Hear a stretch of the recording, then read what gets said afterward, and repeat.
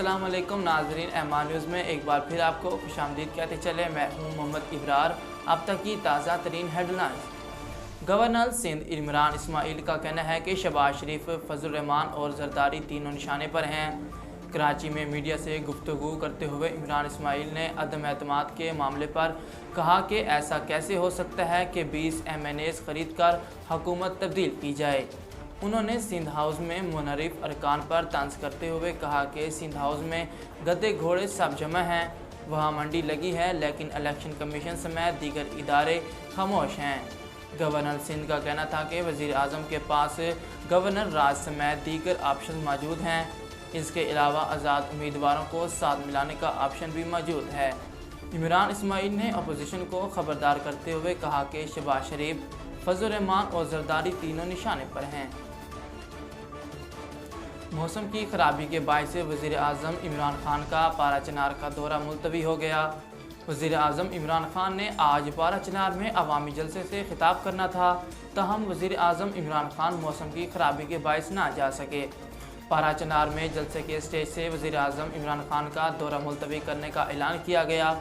पाकिस्तान तहरीक इंसाफ के रुकने कौमी असम्बली इकबाल मियाँ की जानिब से बताया गया कि मौसम की खराबी की वजह से वज़ीर आज़म पारा चिनार ना आ सके। वज़ीर आज़म के न आने के ऐलान के बाद कारकुनों ने जलसागाह से वापस जाना शुरू कर दिया। सऊदी अरब में मौजूद यूक्रेनी शहरियों के वीज़ों की मुद्दत में तोसी का फैसला किया गया। अरब मीडिया के मुताबिक सऊदी अरब के जनरल डायरेक्टोरेट ऑफ पासपोर्ट्स की जानिब से मुल्क में मौजूद यूक्रेनी शहरियों के वीज़े की मुद्दत में तोसी का ऐलान किया गया।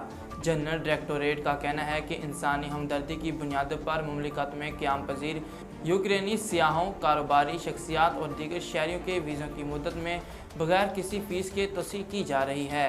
हुकाम का कहना था कि यूक्रेनी शहरियों के वीज़े की मुद्दत में तोसी सऊदी फरमा रवा की हिदायत पर की गई है।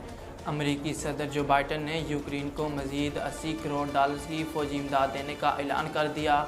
बरतानवी खबरसां एजेंसी रॉयटर्स के मुताबिक अमरीकी सदर जो बाइडन ने बुध की रोज़ यूक्रेनी सदर की अमरीकी कांग्रेस से खिताब के बाद यूक्रेन के लिए मज़ीद $80 करोड़ की फ़ौजी इमदाद का ऐलान किया। वाइट हाउस में बात करते हुए जो बाइडन ने कहा कि नए इमदादी पैकेज से यूक्रेन को मिलने वाली फ़ौजी इमदाद की मिकदार में ज़बरदस्त इजाफा होगा। नाजरीन, अब तक के लिए इतना ही। मज़ीद ख़बरों और तफसीलात के लिए देखते रहिए एमआर न्यूज़।